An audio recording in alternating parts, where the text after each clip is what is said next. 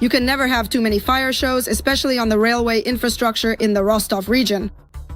Top 7. The situation is critical, the city is suffocating, oil is in the air, and the Kremlin doesn't care. Ukraine in the EU, but there's a catch. Paris and Berlin are passing judgment. Ukraine will only get empty membership in the EU. There will be no money and no voting rights either. Bulgaria is falling under Kremlin control. The pro-Russian party is taking power. The party of former Bulgarian President Rumen Radev, Progressive Bulgaria, has won a decisive victory in the snap parliamentary elections. Trump is once again throwing out dates and boxing Tehran in. Trump threatened to break the ceasefire if Iran does not accept American conditions by April 22nd. Enemies or allies? An unexpected military alliance and joint exercises.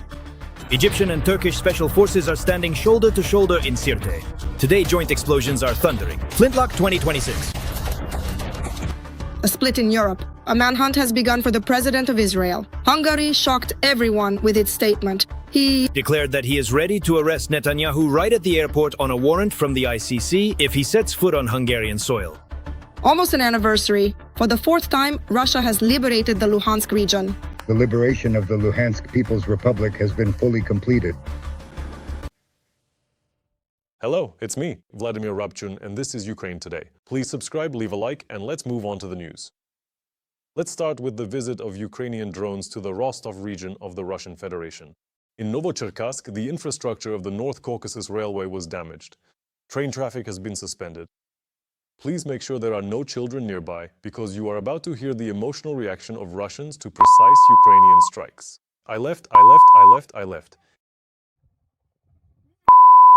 Holy shit, there's nothing more to add, just nothing. SBU drones attacked the Samara oil station in Russia. The facility is an important part of the oil transport infrastructure of the terrorist state. Preliminarily, 5 crude oil tanks with a capacity of 20,000 cubic meters each have been damaged. Military targets have been hit, oil refineries are burning, and all this in just a few days. More details about the Ukrainian response to Russian aggression in the report. 2 more Russian naval warships closely followed behind the flagship cruiser Moskva. Vanya. Oh my goodness. That's truly amazing. Quiet. That's it, it's all over. Yes, Grandma, that's it. This is Vanya, this is crazy. This is a Kobzits. Ukrainian intelligence officers have deprived Russia of 2 more large landing ships. The Project 775 landing ship Yamal and the Project 1171 landing ship Nikolai Filchenkov. At the moment of the attack, the vessels were in Sevastopol Bay. The ship Yamal was built in 1988. It is capable of carrying up to 500 tons of cargo, including armored vehicles and landing troops. Nikolai Filchenkov was built in 1975. The ship is capable of carrying up to thousands of tons of cargo. This allows it to transport dozens of armored vehicles and a large landing force. Or rather, it used to allow it to transport them. Both ships are now out of commission. The estimated cost of the losses is about $150 million.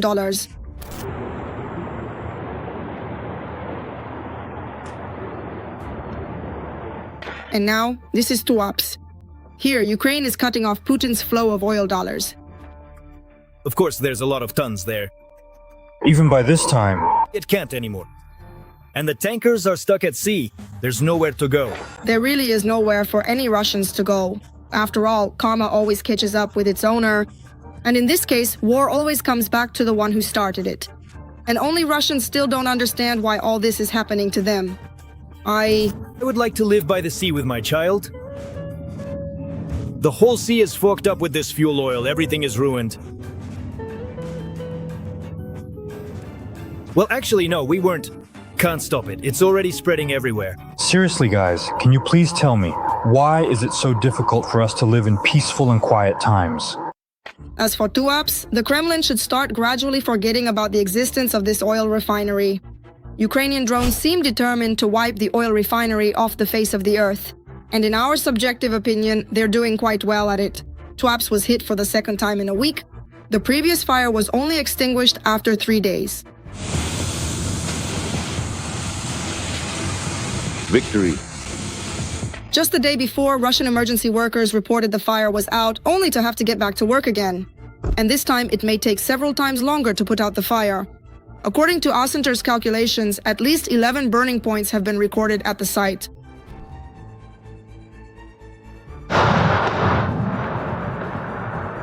Ukrainian defenders are targeting not only Russian oil facilities but also sites of the Russian military-industrial complex. The day before, Ukrainian sanctions paid a visit to the Atlant Aero enterprise in Taganrog, Rostov region. The fiery surprise was delivered by Ukrainian Neptune missiles.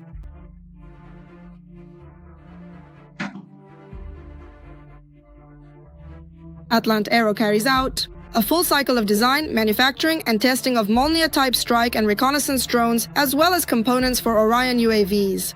As a result of the attack on the enterprise, at least 2 workshops were damaged.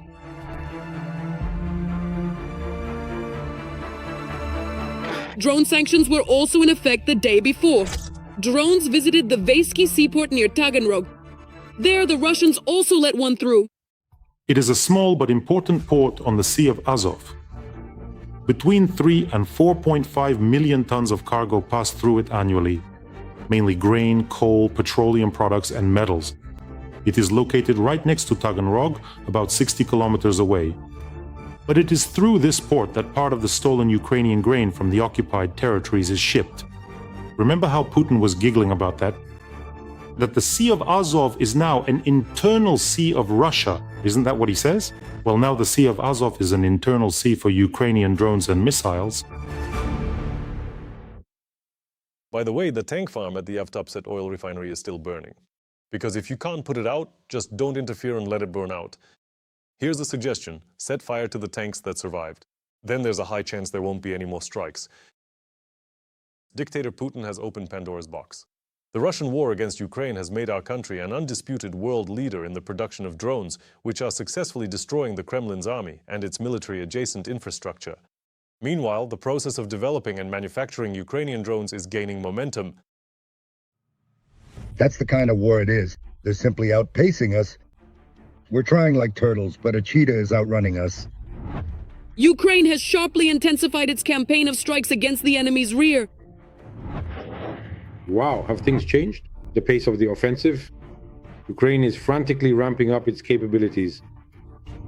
The concept of a drone wall and advancing with the help of robots has worked. The end of 2025 and especially the beginning of 2026 brought in a good haul. Just in the past few weeks, our defenders have destroyed a cluster of BM-30 Smerch systems in the Russian rear.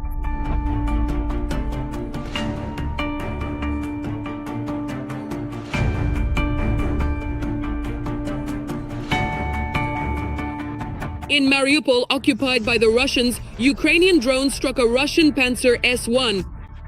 In the Zaporizhzhia direction, Ukrainian drones destroyed an equivalent of the heavy flamethrower system Solntsepiok. This is a rare enemy multiple launch rocket system that uses thermobaric munitions. Its estimated cost is $15 million.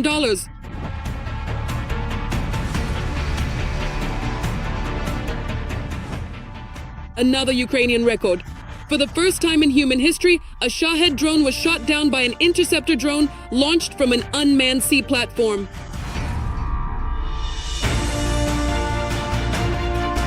Artificial intelligence technology is already being actively used on the battlefield. The drones managed to skillfully evade enemy fire. Drone operators have begun striking targets on Russian territory from distances of up to 500 kilometers, thanks to a new internet-based guidance system that allows drones to be controlled far from the battlefield. You can take off from any unprepared site and land there as well. It could be an urban area, it could be a field. In other words, anywhere not intended for launching aircraft.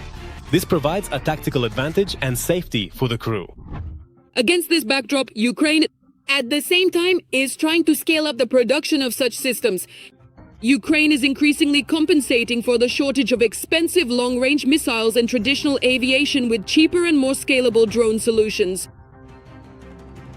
They can be produced on a mass scale. Large factories aren't required for this. Even garage-based production is sufficient. To grasp the scale, for the cost of 100 modern tanks, you can essentially acquire technology on the level of the movie Terminator 2. And this is no longer science fiction. The commander-in-chief of the Ukrainian Armed Forces, Syrsky, says that Ukraine truly has something to be proud of. reconnaissance and strike UAVs of airplane and multi-rotor types, FPV drones, radio-controlled and fiber-optic drones, UAV interceptors, ground robotic systems. In all these areas, we have something to be proud of. But at the same time, there is still work to be done to solve the existing problems. The first tranche of military aid to Ukraine under the European Union's 90 billion euros loan will be allocated for the purchase of Ukrainian-made drones. For 2026, Ukraine has requested a total of 28 billion euros in defense assistance. The initial supply plan focuses on drones from Ukraine's advanced defense industry. The Ukrainian defense industrial complex has become a top topic in global media. The war with Iran has revealed the full danger of Shaheds and the importance of defending against them. Ukraine has already received requests from 11 countries for the supply of domestically produced drones. These are primarily countries from the Middle East and the Persian Gulf region, as well as the prospect of entering the markets of the Caucasus. This drone deal will include at least 10 different agreements regarding various exports of Ukrainian weapons, provisions for joint production, the construction of our production lines both in Ukraine and in other countries, and new technologies that we are jointly developing with each respective country that invests in them.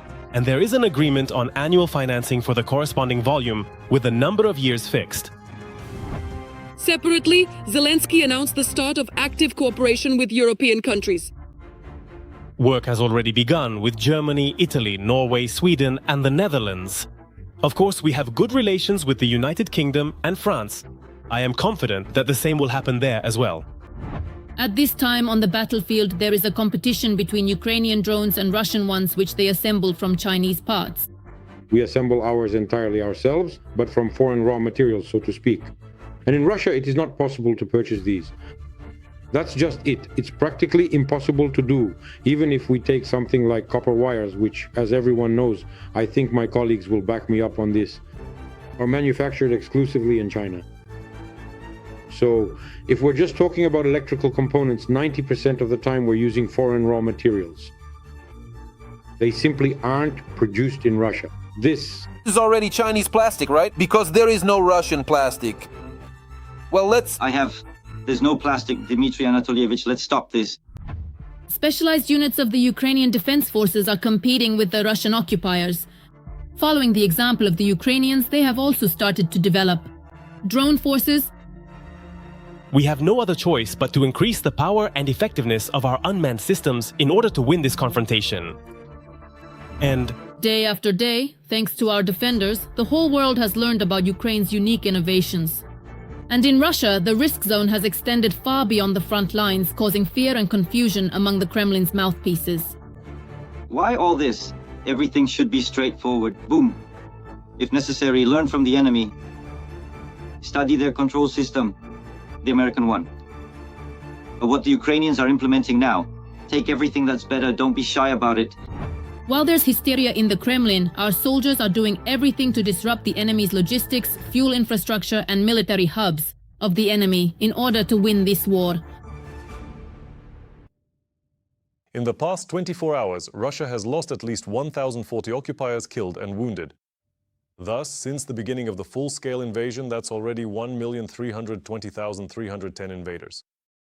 In addition, over the past 24 hours, Ukraine's defense forces have destroyed 7 armored combat vehicles, 82 artillery systems, and dozens more pieces of other enemy military equipment. Now is the perfect time to subscribe to the channel, like this video, and share it. Please do it right now. Thank you and glory. The United States has called on Ukraine and Russia to negotiate. In fact, this was done by Tammy Bruce, the Deputy Permanent Representative of the United States of America to the United Nations during a meeting of the UN Security Council. She also reaffirmed the United States' intention to continue efforts to end the war. Ukraine has proposed direct talks between Zelensky and Putin with the participation of Trump and Erdogan. The proposed location is Turkey. But will the Kremlin agree to this? Negotiations about the war may reach a new level. Ukraine is taking the initiative into its own hands. Zelensky is not refusing a bilateral or trilateral meeting. When has he ever refused? Never. He was planning to fly to Istanbul back then, if you remember, in May of last year. And he did fly there. But Putin refused. And then the discussion shifted to representatives, delegations, and so on. Moving on. in Hungary. This is Budapest, when all of this was happening in Anchorage. And after that, Zelensky said, I'm ready. And despite a series of refusals from Moscow, Kyiv is not abandoning the diplomatic track. On the contrary, it is increasing pressure at the negotiating table, promoting the idea of a meeting at the highest level, a direct dialogue between Volodymyr Zelensky and the Russian dictator Putin. This format is currently, in fact, the only one where not interim, but final decisions can be made. We are ready for a leaders' meeting in Turkey in the Zelensky-Putin format with the participation of Erdogan and Trump. We recently conveyed this message to our Turkish partners. Turkey plays an important role in global efforts. At the same time, the key problem in the negotiation process remains unchanged. After all, according to the head of the Ukrainian Foreign Ministry, Moscow continues to avoid direct dialogue. they demand their own terms without seeking compromise. And why are they not seeking compromise? What gives them the grounds to be so stubborn? Well, apparently the situation is such that they cannot achieve territorial gains by military means. In the Donetsk region, not at all. So they should negotiate, but they don't want to negotiate. And in this complex configuration, Turkey enters the game. A country that has repeatedly demonstrated its ability to act as a mediator in negotiations where other diplomatic channels have reached a dead end. From grain agreements to complex behind-the-scenes negotiations. That is why Kyiv is betting on Recep Erdogan's mediation as one of the few leaders who maintains channels of communication with both Ukraine and Russia. Trump is of no help here. He's busy with other matters, with Iran. Erdogan would like to act as such a mediator, but here he cannot play a decisive role at all. Good relations don't help in this case. It's not like Trump asked and Erdogan asked and Putin agreed, or even Xi Jinping. No, that's not how it works. Putin needs to be forced to negotiate, you understand? He must have no other way out, and then yes, there is a chance. But today's diplomacy is taking place in circumstances where time is working more against negotiations than in their favor. Global crises and the shifting focus of key players, including the situation around Iran, are gradually narrowing the window of opportunity for a quick peace. The Kremlin may have a certain illusion that things are starting to improve. And they will try, well, at the very least, as they call it, to squeeze Ukraine. In the sense that, let's be honest, the price of oil has gone up. If only a single month ago we were frequently mentioning and actively discussing that the Russian oil industry was in an incredibly dire and desperate situation, especially when oil often was trading at a price significantly lower than the actual production cost in Russia. Now everything has changed. Unfortunately, Donald Trump also played his part in this process. For the first time since 2014, sanctions against the country that unleashed the largest and bloodiest war of the 21st century have been eased. Sanctions. If Donald Trump had shown his willingness to increase pressure on Russia, to maximize pressure on Russia through sanctions, and by providing Ukraine with long-range weapons, then I think in that case, Russia's position would have been different. Right now, in fact, Putin, he firmly believes that any concessions are a sign of fundamental weakness. So it is highly improbable that he will ever agree to any kind of deal.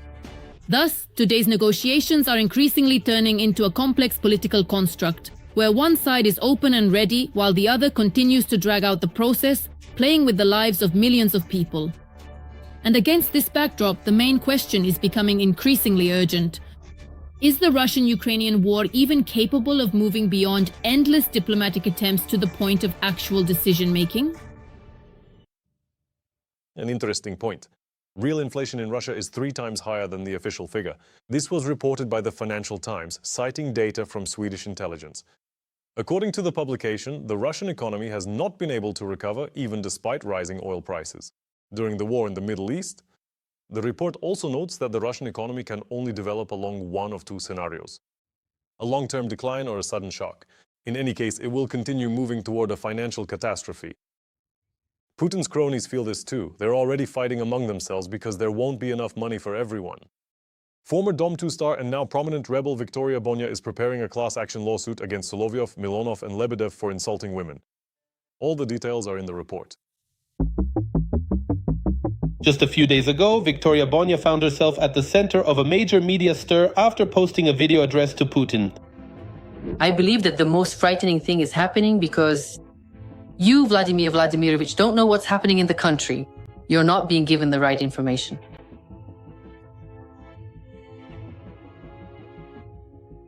People in the world today are truly suffering. The video quickly spread across social media, gained millions of views, and even reached the level of official discussion in the Kremlin. Yes, of course, we saw it. It has become incredibly popular, and it truly has an enormous number of views. It has generated a lot of interest. The author of this address brought these critical issues to our attention. Yes, indeed, these are deeply significant and highly resonant topics of discussion. But to be fair, an immense amount of dedicated work is currently being done on them. A large number of people are actively involved, and absolutely none of these concerns have been overlooked or ignored. But the effect of this address turned out to be just the beginning of a new wave of conflict. Enough. That's sufficient. We stayed silent for a long time, let things slide, pretended it would pass. But I think it's time to make sure that today these people are held accountable for their words. Immediately after the video was published, there was a sharp reaction from a number of public figures. Among them, of course, was the TV host and propagandist Solovyov, who in his usual manner spoke about Boni on a federal TV channel. However, it was all about personal attacks and derogatory remarks. I am personally addressing the Army General, head of the Investigative Committee, Alexander Bastrikin. I'm addressing the Ministry of Justice. I'm addressing the Prosecutor General's office. Please give a legal assessment of the actions of citizen Boni. Everything that she has said, and it is not for this worn-out slut to open her filthy mouth and pollute the space. And this is where Vitaly Milonov got involved. He also didn't stay on the sidelines and took a jab at Boni in his own style, sharply with his usual tough rhetoric. Honestly, I thought that Boni was some kind of nickname. I genuinely believed that Bonya was some Dubai escort girl. Turns out not from Dubai, but actually she lives in Monaco. Honestly, I don't understand. Women who live in Monaco, or rather I do understand, but I don't understand. Normal people don't live in Monaco. So where do they live? They live in Russia, Mother Russia. It was exactly these on-air statements that became the point of no return. In response, Bonya recorded a new video where she stated that she considers such remarks not just a personal insult, but a systemic problem and part of public rhetoric. I want to say, Solovyov, you really messed up badly. Really badly. And now instead of smoothing things over and apologizing, instead you keep rocking the boat even more. Now a huge number of people are going to file complaints against you. We will start a petition, file a lawsuit to have you removed altogether from the federal channel because you have no right to broadcast and be the voice of the people since you do not represent their interests. You represent your own selfish interests. She emphasized that she intends to seek protection of her rights in court and is considering the possibility of a class action lawsuit against Solovyov and other participants in the conflict. And I will be preparing a lawsuit. Definitely, I will be preparing a class action lawsuit. All those women, especially public figures who have encountered these people, who insulted them, live on air and so on, or, for example, somewhere in the media, join the class action lawsuit. I will definitely be filing it. In her statements, she also said that such behavior by public figures should not go unpunished. And she called on other women to unite for joint legal action. On to other topics. The US is winning the war in Iran by a wide margin. President Trump wrote about this on the social network Russoshell. Let me quote the main part of his post. Things are going very well. Our military is incredible. If you were reading fake news like the New York Times, which is in decline, absolutely terrible and disgusting, the Wall Street Journal or the Washington Post, which fortunately has almost ceased to exist, you would think we are losing the war. The enemy is confused because on the one hand, they read the same reports, but on the other, they realize that their fleet has been completely destroyed. Their air force has switched to darker runways. They lack anti-tank and anti-missile and anti-aircraft equipment. Their former leaders are mostly dead, and perhaps most importantly, the blockade, which we will not lift until it is over. A deal has been reached that completely destroys Iran. End of quote. It seems the war in the Middle East is dragging on. We are monitoring the situation. Orban is out, but the spot is already taken. The victory of Rumen Radev's party in the parliamentary elections in Bulgaria could strengthen Russia's influence in the Balkans and within the EU. This is reported by the Washington Post. Moscow does not hide its satisfaction. The official mustache of the Kremlin, Dmitry Peskov, has already expressed hope that the rhetoric of Bulgaria's new prime minister will push other European politicians toward pragmatic dialogue with Russia. Radev himself consistently opposes supplying weapons to Ukraine, openly states his desire to restore ties with Moscow, criticizes the West, and calls for the creation of a new security architecture, essentially repeating Kremlin narratives. At the same time, Hungary's new Prime Minister, Péter Magyar, announced that he intends to halt the country's withdrawal from the International Criminal Court. This was reported by Al Jazeera. The publication is dedicated to the fact that Israeli Prime Minister Benjamin Netanyahu would have to be arrested if he enters the territory of the country. Well, it's Al Jazeera, you know how it is. But for crimes in Ukraine, the International Criminal Court has also issued a warrant for Putin's arrest. That's all for today. Thank you for watching. Strength to the Ukrainian defenders, both men and women. Glory to Ukraine. Subscribe to the channel, like, comment, and share this video. See you next time.